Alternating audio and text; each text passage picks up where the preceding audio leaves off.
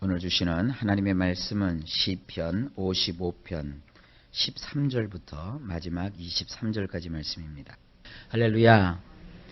오늘 시편 55편 13절로부터 23절 어제에 이어서 말씀이 계속됩니다. 배반의 아픔, 또 인생을 사는 동안의 상처, 특별히 원수로부터의 어떠한 그 도전이나 또 나를 미워하는 자의 그런 공격이 아니라 함께 지냈던 나의 친구, 나의 동료, 또 나의 가족, 나의 가까운 사람에게 이런 어려움을 겪고 배반의 아픔을 당했을 때 그 아픔과 그 괴로움이 절절히 이 다윗의 시에 표현되어 있습니다. 근데 구약에서 이렇게 다윗이 자기가 겪은 아픔을 통하여 시편을 기록했지만 이것이 만약에 다윗 혼자만의 아픔이라면 하나님의 말씀으로서의 가치가 없겠죠.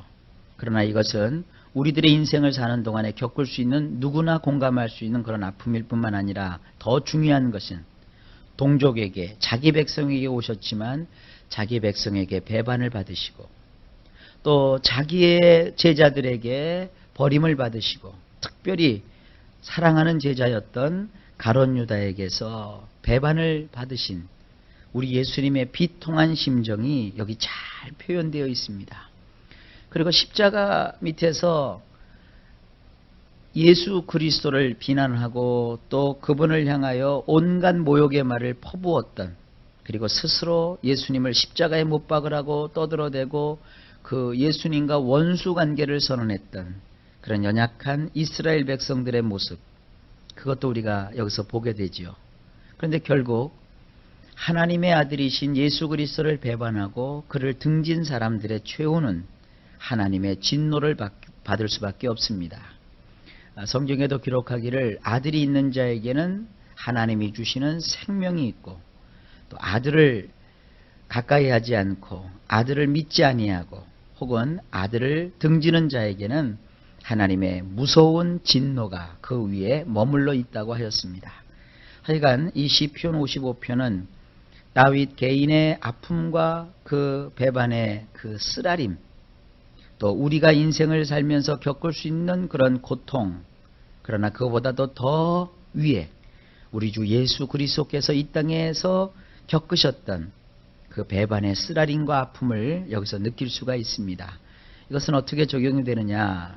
우리는 이 다윗이 그 어려움과 괴로움 속에서 어떻게 그가 그 어려움을 극복했으며 또한 우리는 또 어떻게 이런 그 아픔을 처리해야 될 것인지, 그리고 주님은 십자가로서 그런 모든 아픔을 겪는 사람들을 위로하시고 또 그들에게 크나큰 은총을 베푸신다는 이 놀라운 사실을 오늘 이 말씀을 통해서 여러분들이 교훈 받으시기를 바랍니다. 자, 13절 말씀입니다. 그가 곧 너로다. 나의 동류, 나의 동무요, 나의 가까운 친우로다. 배반을 하고 또 아픔을 주고 괴로움을 주었던 자가 누구냐? 원문으로 보면 너로구나. 나의 동무된 자, 나의 친숙한 자, 내가 잘 아는 자로구나. 14절입니다. 우리가 같이 재미롭게 의논하며 무리와 함께하여 하나님의 집안에서 다녔도다. 원문을 보면 이렇게 되어 있어요. 서로 유쾌하게 모임을 가졌고 엘로힘의 집에서 때를 지어 거닐었었느니라. 그렇죠. 우리 예수님을 한번 연상을 해보세요.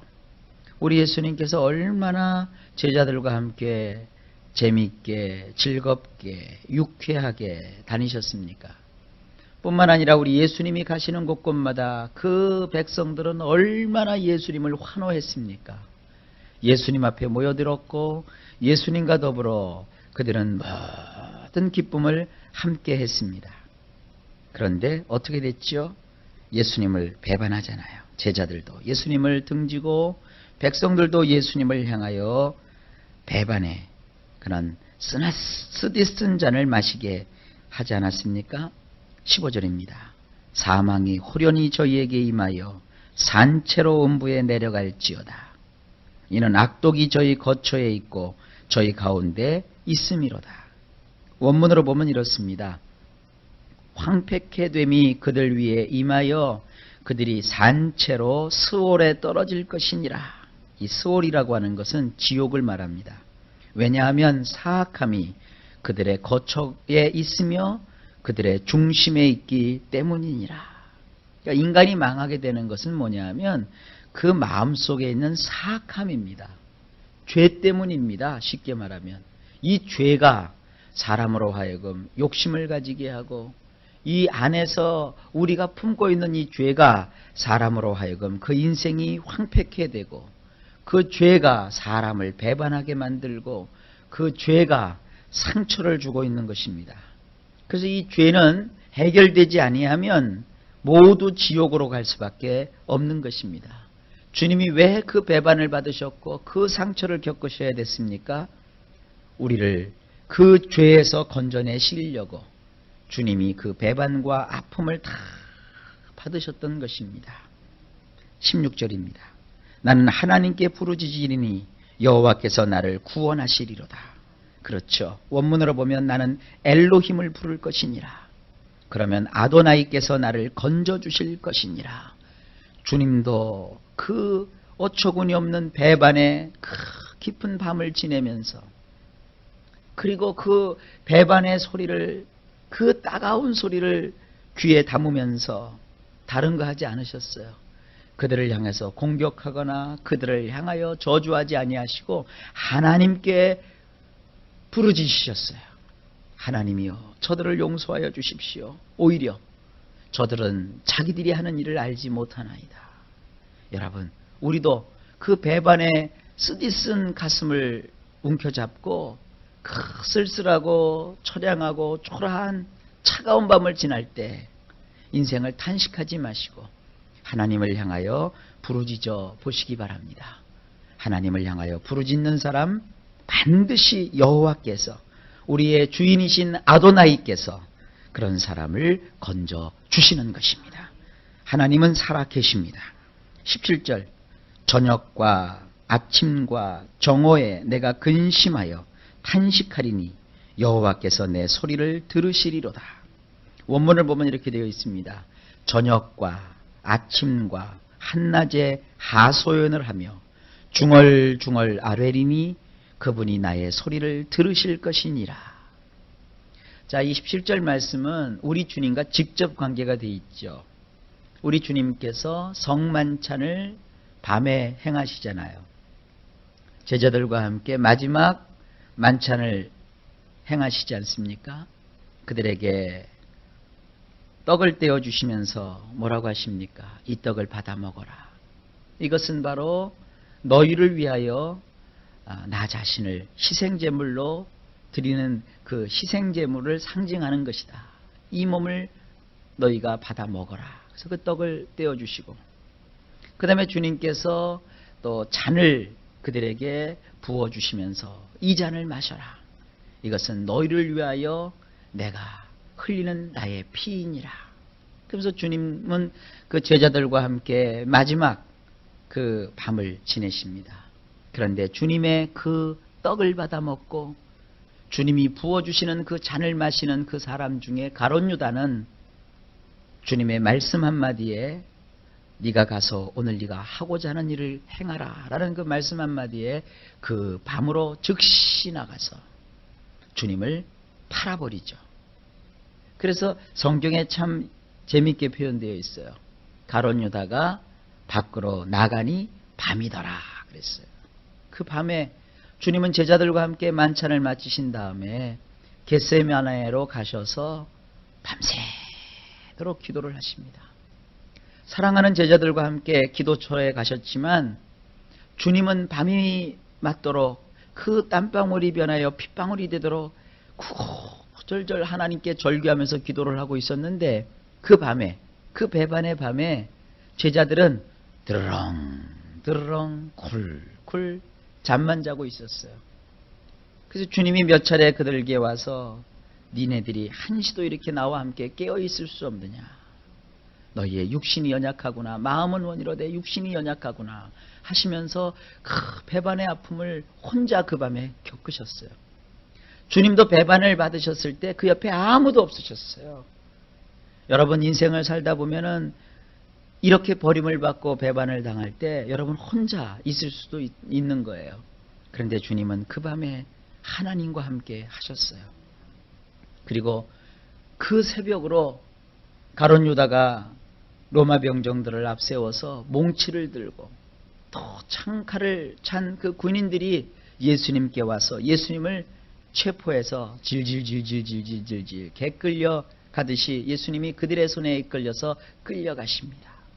그리고 그 새벽에 재판이 열리지도 않을 새벽 시간에 재판장이 벌써 다 열려버렸어요.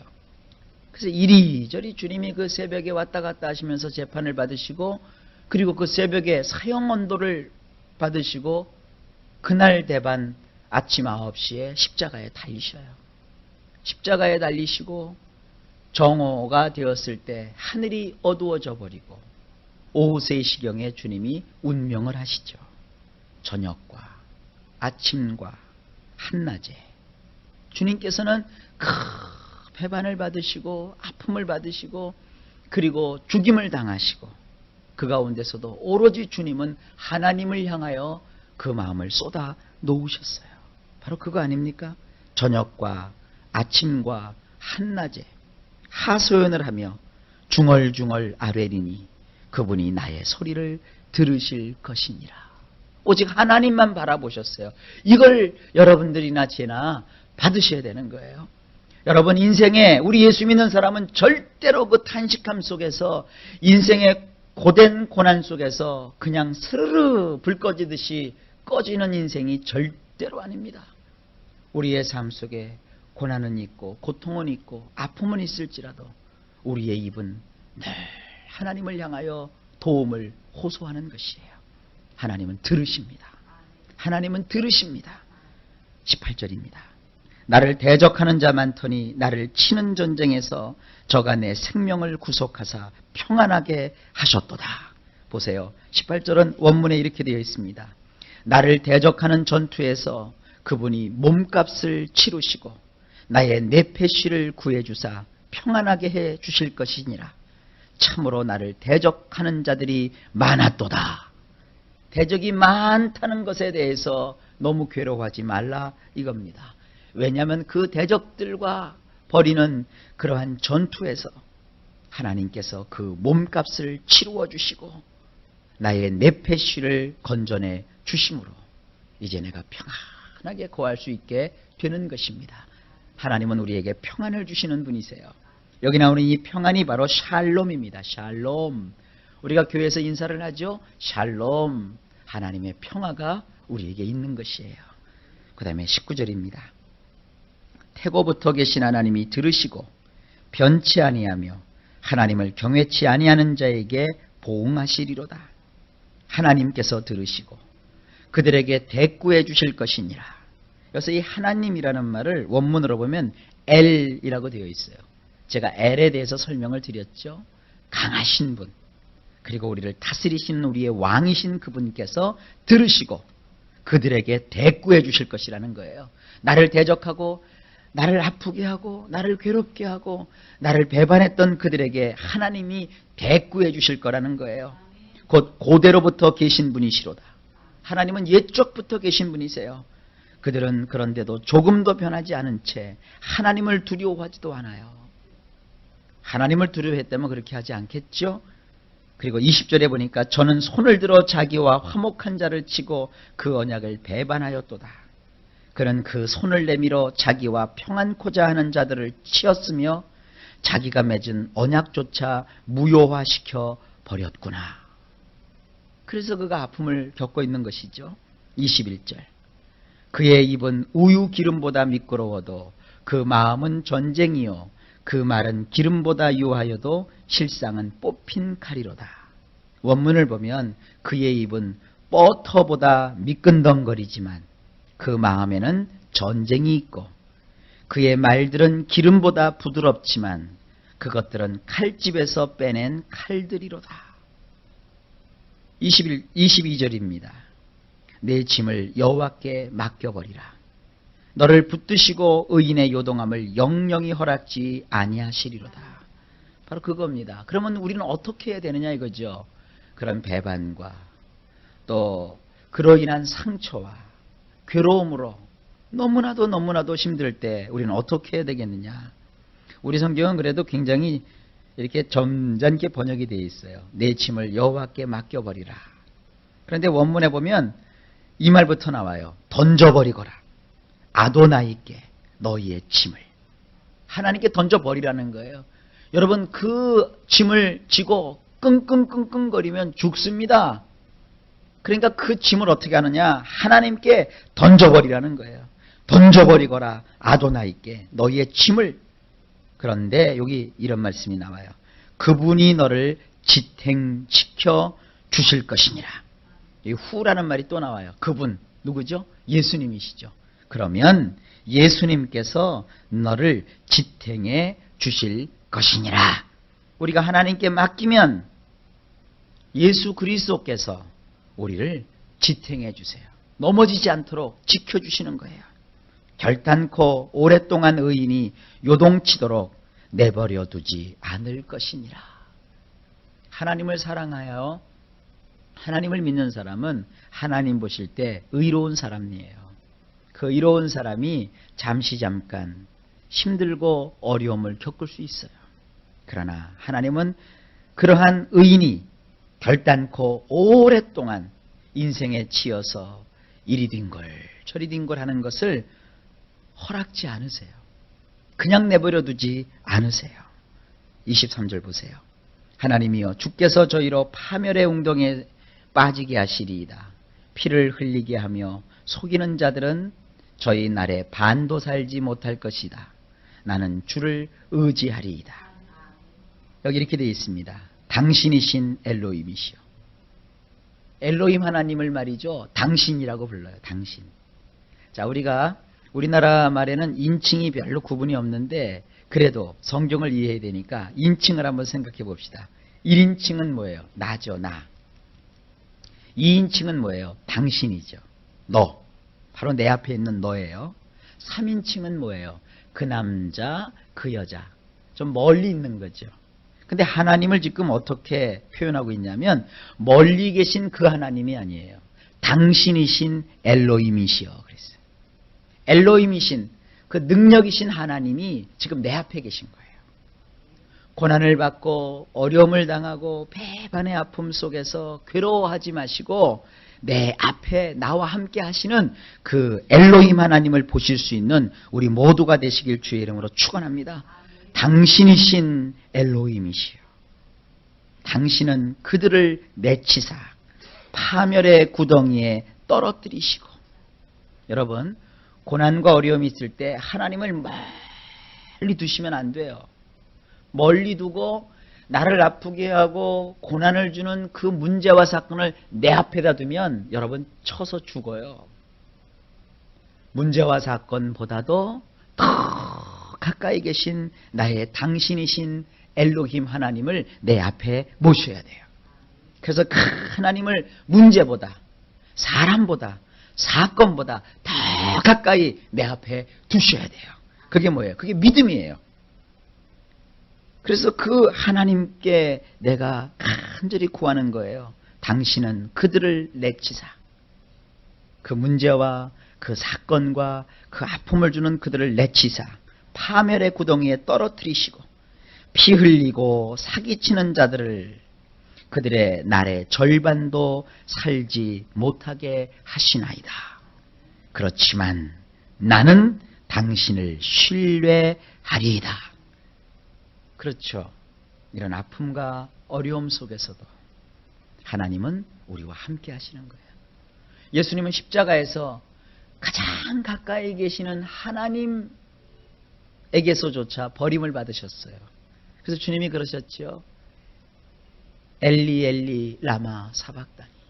나의 하나님 나의 하나님 어찌하여 나마저도 버리시나이까. 그렇게 기도하셨어요. 그건 왜 그러냐면 우리를 건지시려면 하나님께로 버림을 받지 않으면 안 되셨어요. 왜냐하면 주님은 하나님이시지만 우리의 죄를 그 몸에 다 받으셨기 때문에 하나님은 죄를 용납하지 못하시거든요. 그래서 예수님께 우리의 모든 죄가 다 넘어감으로 그 순간 하나님께 버림을 받으셨어요. 이건 예수님의 특별한 경우예요. 그러나 결코 우리는 하나님께 버림을 받지 않습니다. 왜냐하면 예수님이 버림을 이미 받으셨기 때문이에요. 그래서 우리는 하나님을 의지하고 하나님을 믿기만 하면, 하나님을 신뢰하면, 하나님을 의지하면 문제보다, 사건보다, 아픔보다, 사람보다 더 가까이 하나님을 나의 당신으로 삼아 내 앞에 모시고 있으면 하나님께서 이 모든 승리를 우리에게 주십니다. 지금은 아프고 힘들지라도 하나님과 함께하면 주님이 반드시 나의 영혼을, 나의 인생을, 나의 네페시를 구해주시고 평안하게 해 주실 것입니다.